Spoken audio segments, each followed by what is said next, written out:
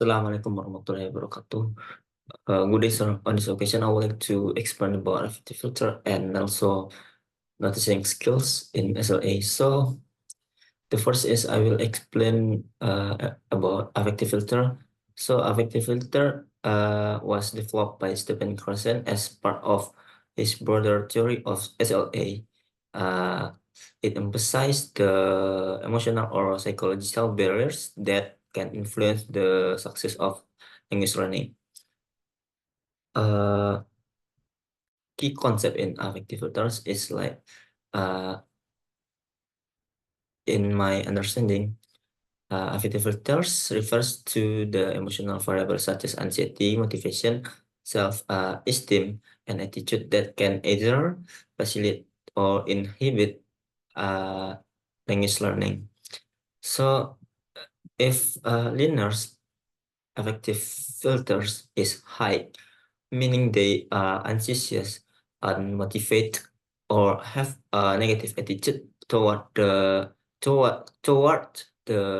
language or learning situation, it creates a mental barrier. This barrier it make, make makes it difficult to makes it difficult for them to receive and process input from the target language, even they are exposed to it.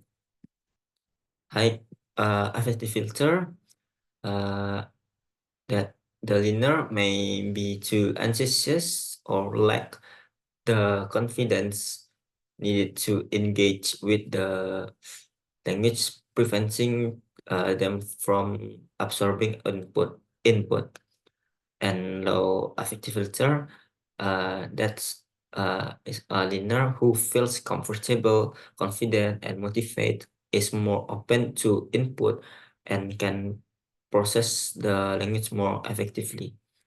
So, uh, emotional factors such as anxiety and motivation are central.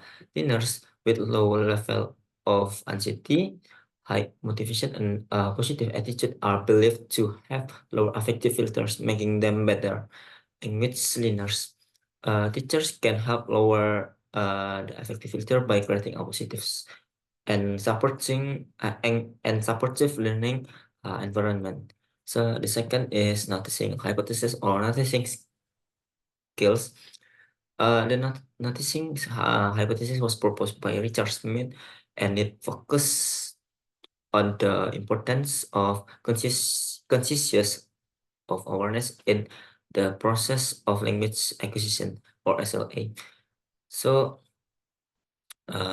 some of detail is in noticing hypothesis, in my understanding,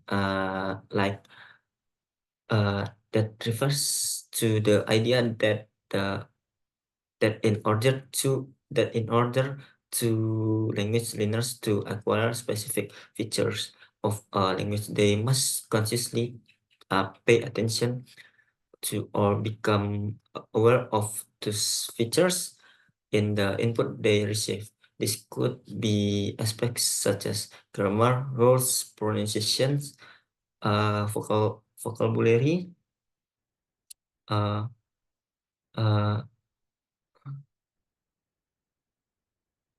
vocabulary, uh, grammar, rules, pronunciation, vocabulary, and uh, ana- synthetic structures.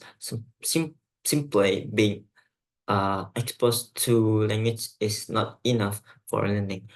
Learners must actively notice linguistic forms. Consciousness awareness.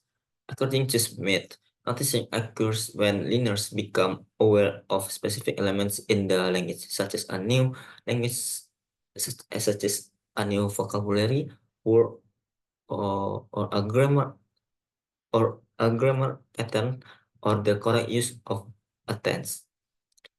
Noticing as a precursor to learning. The hypothesis suggests that the learning cannot take a place unless uh, the learner first notice the input. For example, learners might hear a grammar rule in speech many times, but unless they consciously notice and reflect on the role, they are unlikely to acquire it.